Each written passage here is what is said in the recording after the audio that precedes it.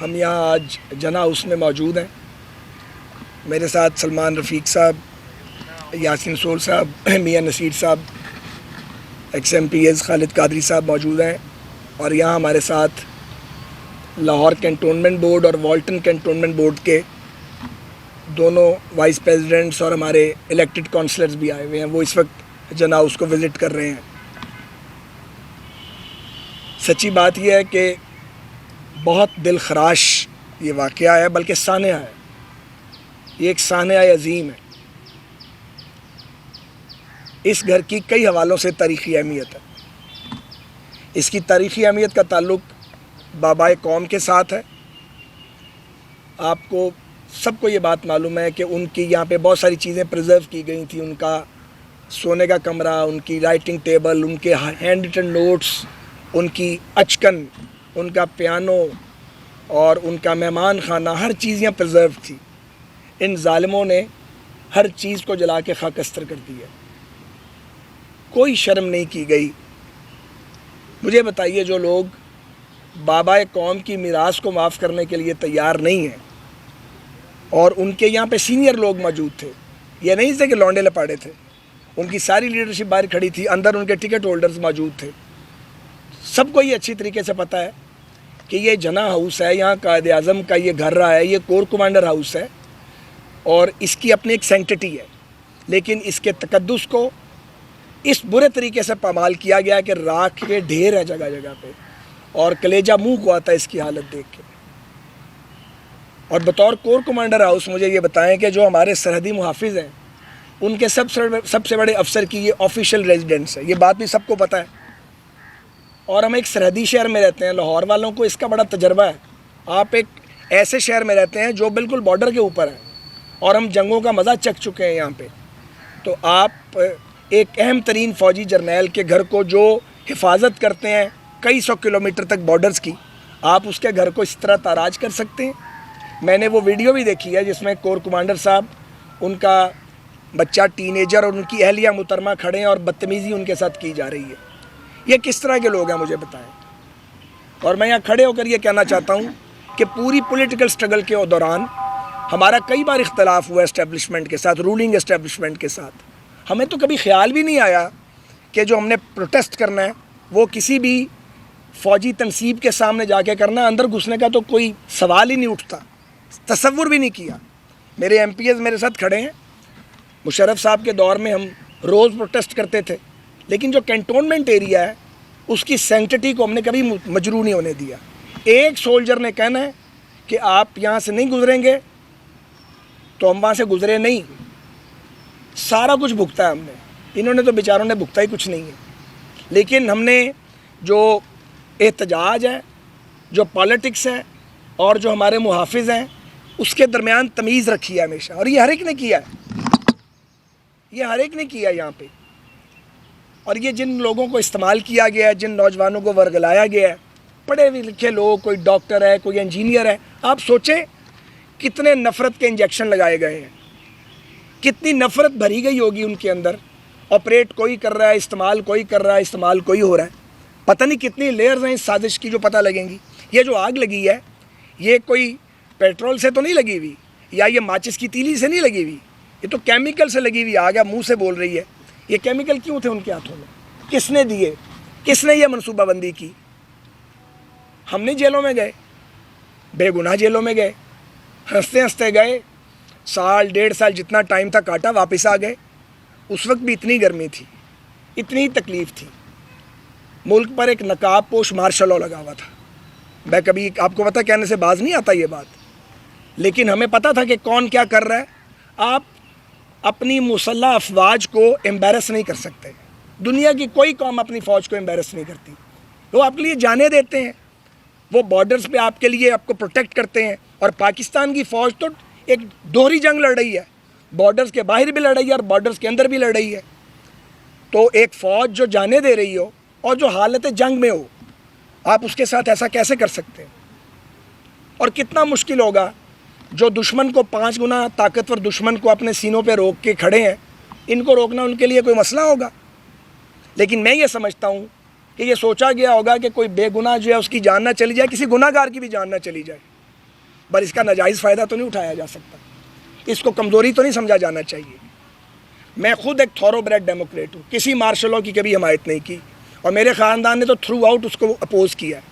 لیکن مجھے یاد ہے جب ایوب خان صاحب کے دور میں 65 کی جنگ لڑی، میرے والد صاحب ان کے سخت ترین ناقد تھے، جیلوں میں جاتے تھے، وار کمیٹی بنی وہ اس کا حصہ تھے، کیونکہ آپ اپنی فوج کو مضبوط کرتے ہیں، قوم اپنی فوج کے ساتھ کھڑی ہوتی ہے۔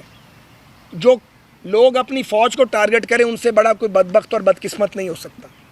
تو یہ فوج کے وقار کی بھی علامت ہے یہ گھر، یہ قائد اعظم محمد علی جناح کے حوالے سے اس کا ایک تقدس ہے، اور پھر GHQ جو ہماری طاقت کی علامت ہے، جو پاکستان کی ہیبت کی علامت ہے، آپ اس پہ پل پڑے، اور پھر MM عالم کا جہاز جو ہمارے جو فائٹر پائلٹ ہیں ان کی عظمت کا ثبوت ہے، آپ نے اسے جلا دیا۔ پھر آپ نے جو سپیریئر ہماری ایجنسی ہے اس کے دفاتر پہ آپ نے حملے کیے، تو یہ کہیں ڈیزائن ہوا ہوگا نا بیٹھ کے۔ یار ساری زندگی ہم نے سیاسی احتجاج کیا، آپ میں سے بہت سارے ہمارے ساتھ گروہ کیے ہیں، آپ نے سالوں سے یہ دیکھا ہے۔ مجھے بتائیے یہ جگہ ہے احتجاج کرنے والی یا چیرنگ کراس ہے؟ یہاں کیوں آئے ہیں آپ؟ یہاں کون لے کے آیا آپ؟ 3 اطراف سے حملہ کیا گیا کور کمانڈر ہاؤس پہ۔ یہ 3 اطراف سے حملہ کرنے والے کون تھے؟ ان کا ڈیزائن کیا تھا؟ وہ کس کے لیے کام کر رہے تھے؟ جو آگ لگا رہے ہوں گے انہیں تو پتہ بھی نہیں ہوگا وہ کس کے لیے کام کر رہے ہیں، انہیں آپریٹ کون کر رہا تھا۔ یہ اتنا سادہ نہیں ہے، یہ مظلومیت کی کہانی نہیں ہے۔ تو اس لیے ہم سب اس کبھی ترین فعل کی جو پاکستان کی تاریخ میں کبھی نہیں ہوا، اس کی سخت ترین الفاظ میں مذمت کرتے ہیں۔ ہم سب افواج پاکستان کے ساتھ، شہداء کے وارثوں کے ساتھ، اپنے غازیوں کے ساتھ اپنی یکجہتی کا، سولیڈیرٹی کا پوری آواز کے ساتھ، جذبے کے ساتھ اظہار کرتے ہیں۔ ہم یہ بھی چاہتے ہیں اور یہ کہیں گے، اور اس بات کو ہم مانیٹر بھی کر رہے ہیں کہ کسی بے گناہ کو سزا نہ ملے اور کوئی گناہ گار بچے نہیں۔ یہ سیاست نہیں ہو رہی، سیاست کور کمانڈر ہاؤس پر حملہ نہیں ہے، سیاست GH کے اوپر دھاوا بولنا سیاست نہیں ہے، دہشت گردوں کے کام ہیں۔ اس سے پہلے کنہوں نے حملے کیے GHQ پہ؟ دہشت گردوں نے کیے، جن سے ریاست مقابلہ کر رہی ہے۔ آپ نے بھی وہی کام کیا۔ یہ نہیں ہو سکتا کہ آپ سیاسی غلاف پہن کے وہ کام کریں جو ٹیررسٹ کرتے ہیں، اور آپ کو اس لیے ایمنسٹی مل جائے کہ آپ سیاسی پارٹی کا آپ نے غلاف اوڑا ہوا ہے۔ بڑی عجیب بات ہے یہ۔ تو ایک یقین کریں کہ جن صاحب نے جو ان کے لیڈر ہیں ان کے اور بہت سارے جرائم ہیں، سب سے بڑا جرم یہ ہے کہ انہوں نے ایک پورے نوجوانوں کی ایک نسل کو اس کے دماغوں کو آلودہ کر دیا، زہر سے بھر دیا ان کے دماغوں کو۔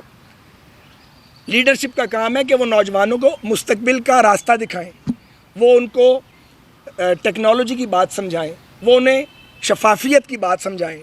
نوجوانوں کو یہ کہنا کہ تم پل پڑو، سیاسی لیڈر تو جیلوں میں جاتے ہیں، کبھی ٹھیک جاتے ہیں کبھی غلط جاتے ہیں، ایسے تھوڑی کرتے ہیں۔ یہاں تو اس ملک میں نواز شریف صاحب اور ان کی بیٹی سزا کاٹنے کے لیے خود آ گئے تھے، یہاں لوگ پھانسیوں پہ جھولے ہیں، یہاں لوگوں نے جانیں دی ہیں، ذرا ٹھہر جائیں سارے لوگ، یہاں لوگوں نے جانیں دی ہیں۔ تو یہ مجھے آپ بتائیے کہ یہ طریقہ کار کیا ہے اور اس کا کیا جواب ہے ان کے پاس؟ انہیں پوری قوم سے معافی مانگنی چاہیے، ان کی پارٹی اور لیڈرشپ کو معافی مانگنی چاہیے، انہیں اپنی ندامت اور غلطی کا تسلیم اسے کرنا چاہیے، برسر عام پبلکلی اپالوجی کرنی چاہیے قوم سے، افواج پاکستان سے معذرت کرنی چاہیے، کیونکہ یہ پالیٹکس نہیں ہے، یہ احتجاج نہیں ہے، یہ حملہ ہے، یہ دہشت گردی ہے، یہ تخریب کاری ہے، یہ شر پسندی ہے۔ سیاست کا یہ کوئی طریقہ نہیں ہے۔ پاکستان میں بہت سی پولیٹیکل پارٹیز ہیں جنہوں نے مختلف مشکل ادوار دیکھے ہیں، انہوں نے جد و جہد کی ہے، لوگ مارشل لاؤں کے خلاف لڑے ہیں۔ ایسا تو کبھی کسی نے سوچا بھی نہیں جو آپ نے کر دکھایا۔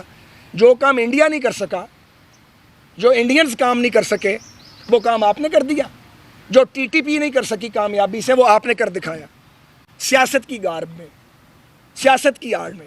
تو اس کو قبول بھی نہیں کیا جا سکتا، اس کو تسلیم بھی نہیں کیا جا سکتا، اس کو صرف مسترد کیا جا سکتا ہے، اس سے اظہار برات کیا جا سکتا ہے، اس کی مذمت کی جا سکتی ہے۔ تو میں ایک بار پھر آپ سب اراکین پریس کا شکر گزار ہوں۔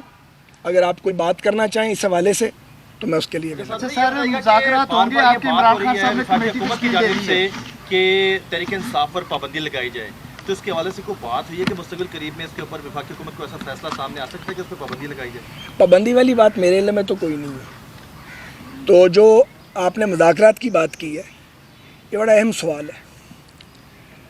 پوری قوم کو پتہ ہے کہ مذاکرات کے دور ہوئے، میں اس سارے عمل کا حصہ بھی تھا، اور مجھے یہ کہنے میں کوئی باک نہیں ہے کہ اپنے بہت سے دوستوں کے اختلاف کے باوجود انیشیٹ کرنے والوں بھی شامل تھا. انیشیٹ کیا جن لوگوں نے کہ بات کرنی چاہیے.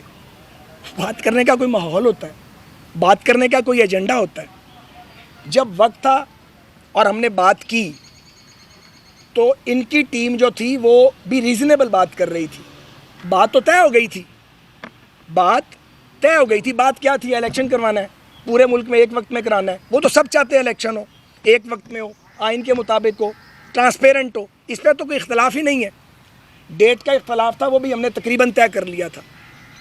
جب ان کی ٹیم واپس ان کے پاس گئی، انہوں نے کہا کہ نتھنگ ڈوئنگ، بند کر دو اپنا ان مذاکرات. اور اگر میں غلط کہہ رہا ہوں تو ان کی مذاکراتی ٹیم میں کچھ لوگ ابھی ان کے ساتھ ہیں، کچھ جو ہیں وہ گھر بیٹھ گئے ہیں، کچھ چھوڑ گئے ہیں. وہ سارے پبلک فگرز ہیں، ان سے پوچھیں، میرا نام لے کے پوچھیں آپ، میں ذمہ داری قبول کرتا ہوں. تو جب مذاکرات کا ماحول ہم نے پیدا کیا، گالیاں کھا کے بھی، وہ تو آپ نے ناکام بنا دیے. اب یہ نہیں ہو سکتا کہ آپ ملک کے وقار کے جو علامتیں ان پر حملہ کریں، آپ دفاعی تنصیبات کو ٹارگٹ کریں، آپ غنڈہ گردی کریں، اور آپ سمجھیں کہ آپ دبا لیں گے، اور جب ناکام ہو جائیں تو پھر کیا ہے مذاکرات کرتے ہیں. وہ ایک کمیٹی بھائی صاحب نے بنا دی ہے انہوں نے، وہ کس سے مذاکرات کرے گی؟ ان سے تو کوئی مذاکرات نہیں کر رہا. سیاسی جماعتوں کو تو وہ چور کہتے تھے، غدار بھی ہمیں کہتے تھے. حالانکہ یہ جو کام کیا گیا یہ غداروں والا کام ہے جو ہم نے کبھی سوچا بھی نہیں. اس لیے مذاکرات کا یہ ماحول نہیں ہے. اچھا قائد صاحب، آپ نے یہ اس وقت جو عمران خان صاحب کہہ رہے ہیں کہ اس کی جوڈیشل انکوائری کرائی جائے تاکہ پتہ چل سکے کون کون اصل ذمہ دار کون ہے، تو آپ اس طرف کیوں نہیں جاتے؟ انہیں بار بار یہ کوشش کر رہے ہیں، تو اس طرح آپ جو راضی ہو جائیں کہ اس میں وقت کیا مذاکرہ کیا ہے؟ میری ذاتی رائے یہ ہے، سرکار کی کیا رائے ہے مجھے اس وقت اس کا پتہ نہیں ہے. ایک واقعہ جس کے ملزم آئیڈینٹیفائی ہو چکے ہوں، ان کی پوری نیٹ ورکنگ موجود ہو، جو یہاں اندر تو آگے لگا رہے تھے، وہ جن کو کالز کر رہے تھے ان کا پورا ڈیٹا موجود ہے. جب ہر چیز کا ثبوت موجود ہے، ریڈ ہینڈڈ لوگ یہاں سے پکڑے گئے ہیں، اندر سے ریڈ ہینڈڈ جو ہیں وہ باہر سے وہ سپاٹ ہوئے ہیں، اس کی کس بات کی انکوائری کروانی ہے؟ ان کے اپنے لوگ کہہ رہے ہیں کہ ہم باہر بھی موجود تھے اور اندر بھی موجود تھے. تو جو قانون ہے، کوئی نیا قانون نہیں بنے گا، جو پرانا قانون ہے اس کے مطابق ہوگا. اور جو ملٹری ایکٹ ہے وہ کوئی آج نہیں بنا، 52 کا آئین ہے. اس کے بعد 97 میں اس کو دوبارہ اس کو ماڈیفائی کیا گیا. 26 سال سے وہی لا آف لینڈ ہے، اور اس لا آف لینڈ سے اگر کوئی انحراف کرے گا تو اپیل کی 3 گنجائشیں ہیں، باقی جگہ 2 ہوتی ہیں. آپ کی اطلاع کے لیے ایک منٹ ملٹری کورٹ ایک جو بھی اناؤنسمنٹ کرے گی، آرمی چیف کے پاس بھی اتھارٹی ہے، اس کے بعد آپ کے پاس ہائی کورٹ ہے، اس کے بعد آپ کے پاس سپریم کورٹ ہے. کوئی نیا قانون تو نہیں بن رہا، کوئی نیا قانون نہیں بن رہا. اور جو لوگ براہ راست ملوث ہیں فوجی تنصیبات پہ حملے کے، آگے لگانے کے فوجی تنصیبات پہ، ان کو کیا کہا جائے؟ قانون میں ان کے لیے جو لکھا ہوا وہ ہوگا.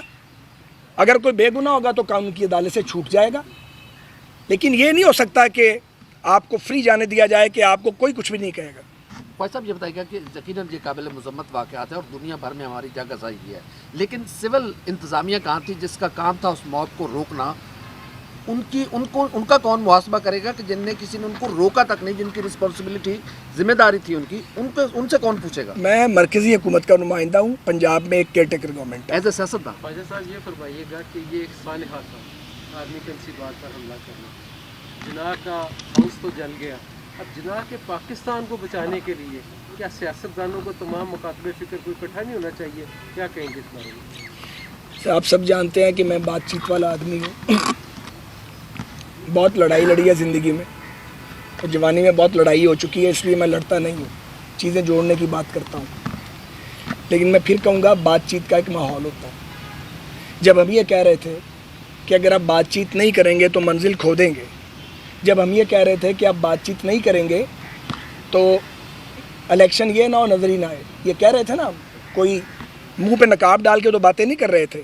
اس وقت وہ ٹونٹ کر رہے تھے، اور پتہ نہیں کس ہواؤں میں تھے. وہ ہوا یہ تھی، وہ بھی سن لیں. انہوں نے اتنا زہر کے انجیکشن لگائے ہوئے ہیں لوگوں کے دماغوں میں. وہ ایک کلٹ فالوئنگ تھی نا، ان کا خیال تھا کلٹ فالوئنگ سے میں الٹا دوں گا. ایسے نہیں الٹ سکتا. کلٹ فالوئنگ سے الٹایا نہیں جا سکتا. اور ریاست کو آگے بھی نہیں لگایا جا سکتا. الیکشن کب ہونے جا رہے ہیں؟ الیکشن تو آئین کے مطابق ہوں گے انشاءاللہ تعالیٰ. آئین میں اس کی گنجائش موجود ہے نا. اگر تو اسمبلی کو آپ نیشنل اسمبلی کو ڈیزالو کرتے ہیں تو 90 ڈیز ہیں, اور اگر ڈیزالو نہیں کرتے تو 60 ڈیز ہیں, اور آئینی مدت کے مطابق انشاءاللہ ہوں گے. میں آپ کو عرض کر دوں, میں نے سپریم کورٹ آف پاکستان میں بھی چیف جسٹس صاحب کے سامنے بھی یہ اسٹیٹمنٹ دی ہے. میں اب بھی آن دی ریکارڈ ہوں. فیڈرل گورنمنٹ اپنی آئینی مدت سے ایک دن آگے نہیں جانا چاہتی, نہ ہم جائیں گے انشاءاللہ تعالیٰ. ہم جمہوری لوگ ہیں, کوئی پہلی بار تو نہیں الیکشن لڑنے جا رہے یار, سیدھی سی بات. بہت بہت شکریہ. صاحب یہ آخری سوال لے لیں. آپ نے کہا کہ ان لوگوں کو نہیں پتہ چل رہا تھا جو یہ کام کر رہے تھے یہاں, انہیں نہیں پتہ. جو پیچھے لوگ تھے ان لوگوں کے بارے میں کوئی فرما دیجیے گا کہ ان کے لیے کیا سزا ہے؟ سر وہ میرا کام نہیں ہے, نہ میں پروسیکیوٹر ہوں نہ میں انویسٹیگیٹر ہوں. جن کی یہ ذمہ داری ہے وہ اپنا کام کر رہے ہیں. ایسا بھی سمجھیے گا کہ تحریک انصاف کا جو آپ نے دیکھ لیا, جو کچھ انہوں نے یہاں پہ کیا, آگے ان کا مستقبل کیا دیکھتے ہیں وہ پتہ نہیں یار, یہ تو ان کو پتہ ہوگا. بہت بہت سر, بہت شکریہ. شکریہ.